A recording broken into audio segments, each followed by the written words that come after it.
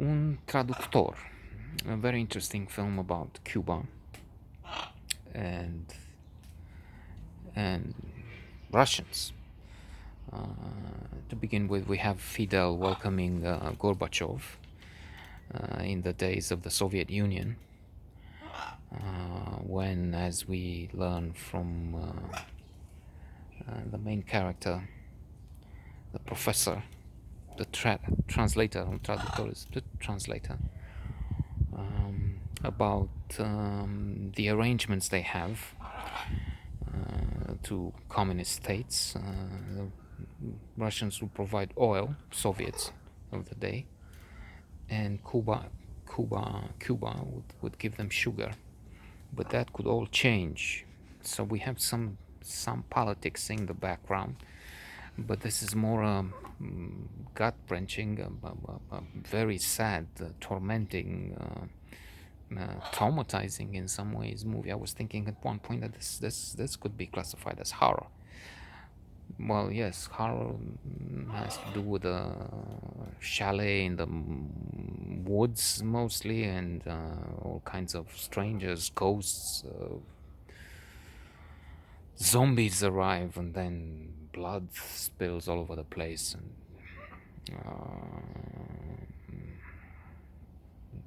everything scares the audience. Here, there's a different type of horror, which is a consequence of Chernobyl. So what happens is, after Chernobyl, they send a number of victims, patients, to hospitals in Havana. There's a nurse from Argentina, of all places, that says she came here for two reasons. One, because she was upset with the dictatorship, I guess it was in the time of the dictatorship in a country, and then Cuba has the best medical services, medical system in the world, among the best. Which maybe it was. They used these professionals, there's these many doctors, in all kinds of exchanges. They sent them to Venezuela, from where they got oil after the Soviet Union had collapsed, and to various other places. I think now in the pandemic, many of them went to Italy, and probably other places. So we have children.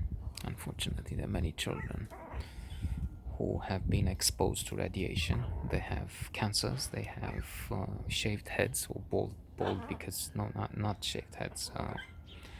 Maybe I was thinking about the children acting in this movie. I was thinking, what did they do? Did they really shave them, or did they use some special effects? I'm not sure, but anyway, the characters in the movie, I was again going to say fictional, but it's fiction to an extent, but inspired by real events. We all know Chernobyl. Indeed, there's a series, a limited television series, 6 or 8. Sarsgaard was one of the actors, which is impressive, depicting what happened in the Termina, in the disaster at Chernobyl. So these were real victims, real children that came to be treated. And Un Traductor is a professor at the university, professor of Russian literature. At one point, he's discussing some very interesting philosophical, literary points with his students. But he dedicates himself to this activity at the hospital, where he's assigned to translate, to help the Cuban doctors communicate with the Russian patients and their parents. There are some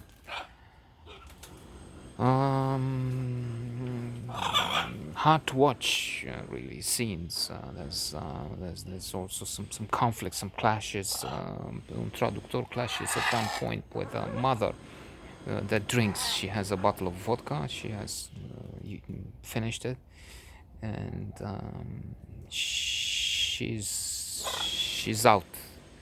She passed out when her child is about to die, because she's trying